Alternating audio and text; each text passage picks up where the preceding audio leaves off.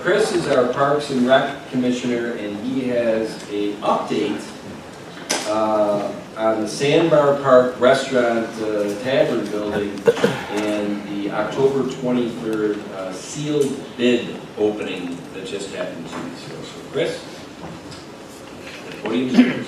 All right. How's everybody doing? Okay? All right.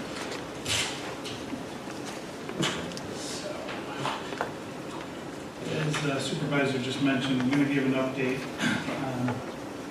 as to how the bid process went, sort of some of the results, some of the findings that came from that process, as well as kind of get into some of the options that are going to be in front of this board moving forward. Last time we were here was in the summer, I think it was June, where we had Fantuzzo Family Brands come in,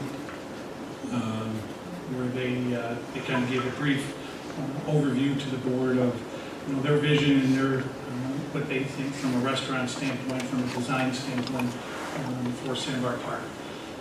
From that point, we moved forward with the process to continue design of that building and begin the bid process.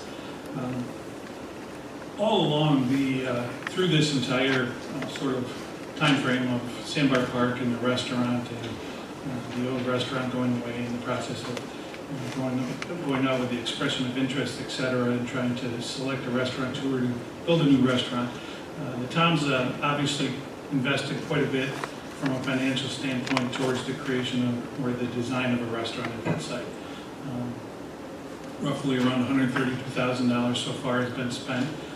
That's from site work, and some of these figures go back as far as 2018 when the initial plan of that site was just getting started. So obviously the most recent expenses that the town has incurred really came around or came about because of the design bidding efforts of the restaurant as designed by the Fantuzzo Family Brand.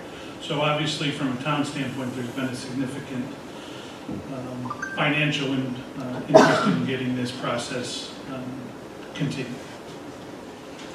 So as Supervisor mentioned, we did have the bid opening on October 23rd. As part of that process, again, there were 4 bids that were actually part of that bid package. There was general contracting, electrical, plumbing, as well as HVAC, so those 4 components. I've been to a number of bid openings in towns, whether it was here or in Bentonville, and seeing the turnout that we had for this one was pretty significant. Typically, there's a small spattering of contractors that may show up. I think we had 17 or 18 contractors in the room. It also showed just by the overall impact of how many bids were submitted. In total, between those 4, we had 20 total bids. Between those 4 packages, with GC being the largest submission with 7 bids for that amount. When you add up those 4 bid packages, the total cost of that facility or that build as designed was right around $2.6 million. That figure is obviously higher than what I think anybody who's been in these meetings with the Fantuzzo brand we're hoping for, but it was also, I think, a very realistic number in regards to what was bid based on what we were learning from campus and Pass Road during this process. So the general contract obviously was the largest portion of that bid, and that was just about $2 million. So the other 3 packages roughly was around $600,000 total. So with that now being known, and again, when we were here in June, kind of going through our process and our next steps, we said we really couldn't do anything until we knew exactly where we were going to be from a cost standpoint. This bid process that took place on the 23rd presented that to us. So with that, based on the cost, obviously as we've explained, over this process, there's interest on that. It's a 15-year payback period, unlike some of the other town bonds where there's a longer payback period of 30 years. This one only has 15 years. That equates to again, I use the word loosely, a monthly rent for that operator that's just not attainable. That cost to be able to do that over 15 years is just outside of not only Fantuzzo Family Brand, but pretty much any restaurateur to be able to make a business out of that site. One thing I did want to put on here is we did not want to look at rebidding the proposal as is. Sometimes that's one of the options, is maybe, you can go back out and shape some things down and see if you can get a lower cost. By doing so would change the vision of what that restaurant was designed for, or designed as by the Ventuza family brand, as well as it also met the needs of what we had heard from the community in regards to the type of building, size of building, etc. So rebidding really doesn't factor in. Really kind of brings us to this, and after discussion and consideration, it really brings us to where we have 4 options. And I'll go through those real briefly that are now in front of the town board. Option 1, town in some manner contributes to the cost of the construction of the facility. That could be where the town contributes the funds to be able to cover the cost of the pylons that the building is built on, the cement work, whatever it might, be designated by the town as their share. Town would also need to determine which funds would or could be allocated. Obviously, there's some legal questions that would need to even come up. Is could money be used from a fund such as a Parkland Trust Fund to be able to use towards a facility like this? Those are legal questions we'd have to sort of navigate if that was even considered. Option 2 is similar in regards to, again, with a 15-year payback. One option would be that the town would have to continue to pay back that bond over the 15 years. However, we could work with Ventuza Family Brands to be able to negotiate a longer payback period. There's plus and minuses to that, obviously. There's some concerns over, what happens longer term, you get to year 20 and, is that business still viable? The town has paid off that bond, so there's things that obviously town board would need to consider for a longer payback period for the operator. And Paul, from a finance standpoint, actually gave some information. If the town was even to look at, say, a $3 million bond, paid back over 35 years, including that interest, you're still looking around a $10,000 per month. I use the term loosely, right? That still is above the threshold that we've been hearing from Ventuza in regards to the type of monthly cost that they would like to be at in order to operate the facility. So again, you're still looking at a very difficult hurdle.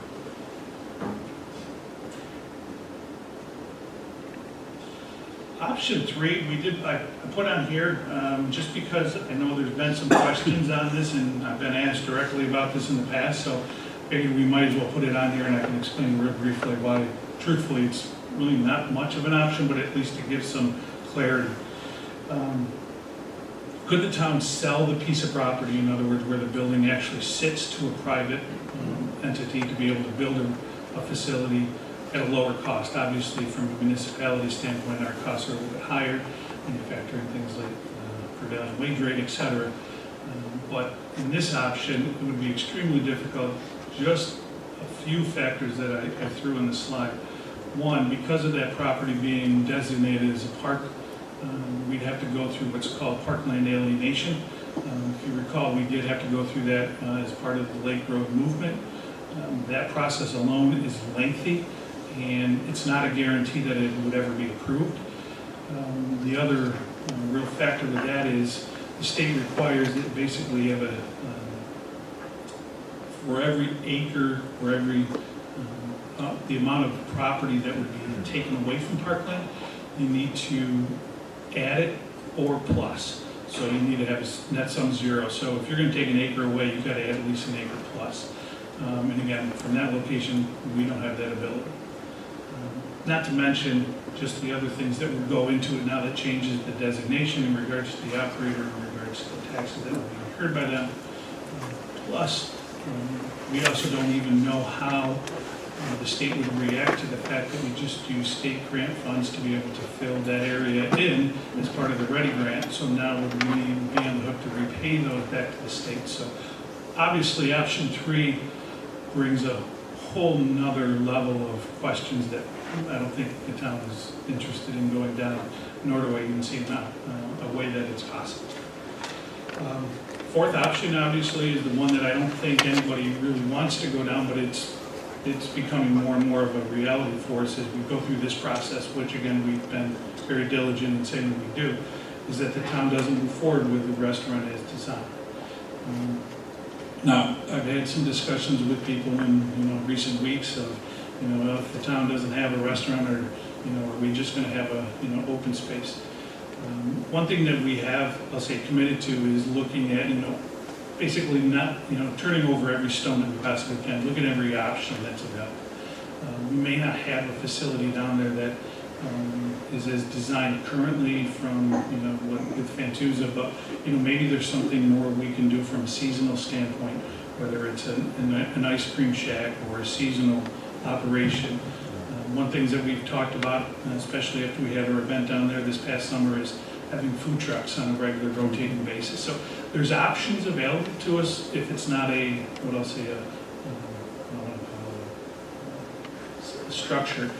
But if we do have some sort of space allocated, there's other types of features that we could probably bring in to be able to meet somewhat of the need that people obviously had. And one thing that I've said all the way through this whole process is whatever we do down there from a food standpoint, whether it's a full-on restaurant or bar, or whether it's a snack shack or an ice cream shop or even food trucks. The one thing that I'll say that I've noticed over the last year, especially this past summer, is the amount of usage of that facility now as a town park is much more than it ever really was. It was always designated as a town park, but being down there now, this past summer, I was down there at least 1 to 2 nights a week, sometimes on a personal level, sometimes on a professional level. And I never was down there, especially when weather was nice, which we had all summer, where I didn't see people out using the park for what it was designed for. So sometimes, while change is difficult for people, I think the overall impact that facility's had over this past summer has really allowed people to enjoy it. When the northern lights were visible and, people were down there at 9 o'clock at night, there were several hundred people that were down there, and it was difficult to find a parking spot for that type of event. So it was great to see, and I'm encouraged by that. So I think there's options, obviously, for the town board to consider. Whatever the town board does decide, we'll obviously continue with the plan. But I think as things started to become more known, both from a bidding standpoint as well as just a general overall cost standpoint, things are becoming more difficult to be able to make those match.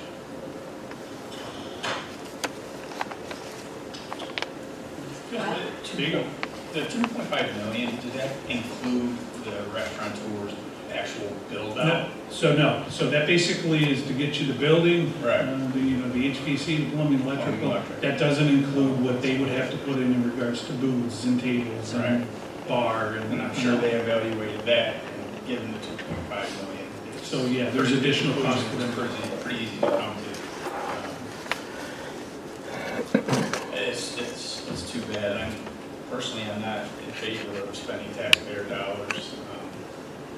I'd be more in favor of, option 4, looking at some alternatives going forward. That's what I would suggest too. Right now, the option 4 is, it look like it's the best, effective way for us to save money and for people to enjoy the park views too. We just have like an open air pavilion, there, so that they can sit and, watch the lake and look at the beautiful sky and stuff like that, I would say, I do think it's important that we provide some venue of some sort for people to have food in that area.